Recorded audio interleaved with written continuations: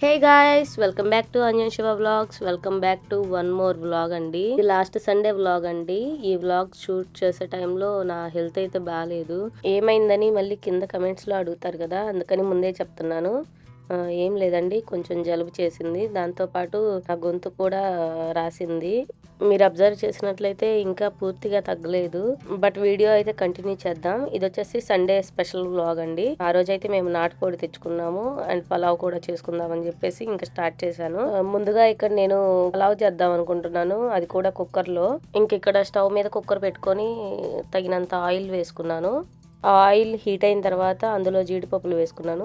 ఆ జీడిపప్పుతో పాటు ఒకేసారి ఆనియన్స్ కూడా వేసుకొని రెండు ఫ్రై చేసుకుంటున్నాను. చాలా మంది ఆనియన్స్ 3-4 అలా వేసుకుంటూ ఉంటారు, ఎందుకు నాకైతే తెలియదు. మనం ఎన్ని ఆనియన్స్ వేసామనే కంటే ఎంత ఎంత గోల్డెన్ కలర్ వచ్చేదాకా ఫ్రై చేసామనేది ఎక్కువ ఇంపార్టెంట్ అండి. సో చూసుకొని బాగా గోల్డెన్ కలర్ వచ్చేలాగా ఫ్రై చేసుకోవాలి.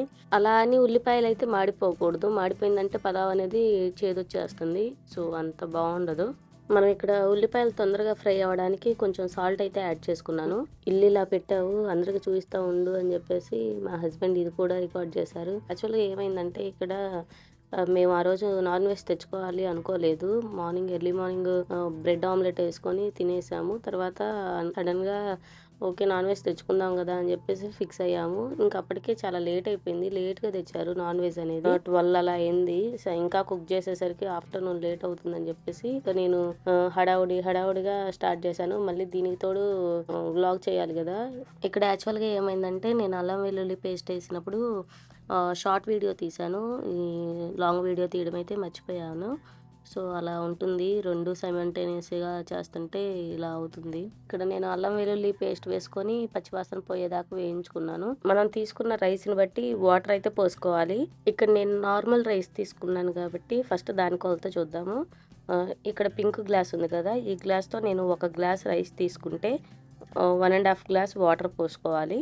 అదే మనం బాస్మతి రైస్ తీసుకుంటే 1 గ్లాస్ రైస్ 2 గ్లాసెస్ వాటర్ పోసుకోవాలి. ఈ వీడియోస్ పుణ్యమా అంటూ నేనైతే మా హస్బెండ్ ని కిచెన్ లోకి అయితే తీసుకురాగలిగాను. యూట్యూబ్ కి థ్యాంక్స్ చెప్పుకోవాలి. ఎప్పుడు కిచెన్ దగ్గరికి రారు అసలు. చాలా మంది హస్బెండ్స్ అలానే ఉంటారేమో మేబీ. మీలో మ్యారీడ్ వాళ్ళు ఉంటే మీ హస్బెండ్ మీకు హెల్ప్ చేస్తారో లేదో కింద కమెంట్ చేయండి.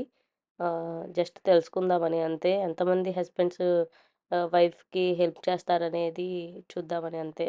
మనం ఇక్కడ పలావ్ కుక్కర్లో చేస్తున్నాం కాబట్టి మనం వాటర్ని అయితే బాయిల్ చేయాల్సిన అవసరం లేదు. సో ఇంకా మనం రైస్ వేసుకొని సాల్ట్ అది అడ్జస్ట్ చేసుకుంటే సరిపోతుంది. ఇంక మూత పెట్టేసుకొని 2 విజిల్స్ అలా వస్తే ఇంకా ఆఫ్ చేసుకోవచ్చు. పలావ్ అనేది రెడీ అయిపోతుంది. కుక్కర్లో ఇంతవరకు ఎవరైనా పలావ్ ట్రై చేయకపోతే ట్రై చేయొచ్చు, టేస్ట్ అయితే బాగుంటుంది.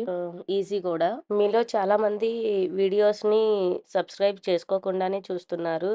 సబ్స్క్రైబ్ చేసుకోవచ్చు కదా. 80% సబ్స్క్రైబ్ చేసుకోని వాళ్ళే చూస్తున్నారు. ప్లీజ్ డూ సబ్స్క్రైబ్ అండి. ట్రైప్యాడ్ లేకుండా వీడియో తీయడం అనేది చాలా కష్టం. నా మొబైల్ కూడా పాడైంది, మా హస్బెండ్ మొబైల్ తీసుకొని వీడియో షూట్ చేసుకుంటున్నాను. ఇలా డైలీ వ్లాగ్స్ పోస్ట్ చేయగలుగుతున్నానంటే మెయిన్ మా హస్బెండ్ సపోర్టేనండి. ఇక్కడ కుక్కర్లో పలావ్ అయితే ఉడుకుతుంది కదా, ఇంకొక స్టవ్ మీద కళాయి పెట్టుకొని ఆయిల్ అయితే వేసుకున్నాను. ఆ ఆయిల్ అనేది హీట్ అయిన తర్వాత మనం అందులో ఆనియన్, పచ్చిమిర్చి వేసుకోవాలి.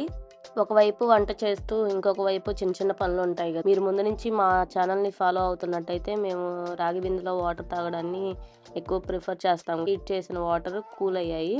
సో అవి కొంచెం చల్లారిన తర్వాత వాటర్ అయితే రాగి బిందెలో పోసుకుంటున్నాను. ఇక్కడ నేను ఆనియన్, పచ్చిమిర్చి ఫ్రై అయిన తర్వాత కట్ చేసి పెట్టుకున్న టమాటా పీసెస్ని యాడ్ చేసుకుంటున్నాను. అవి కూడా కొంచెం ఉడికిన తర్వాత అందులో ఎండు కొబ్బరి పేస్ట్ని యాడ్ చేసుకుంటున్నాను.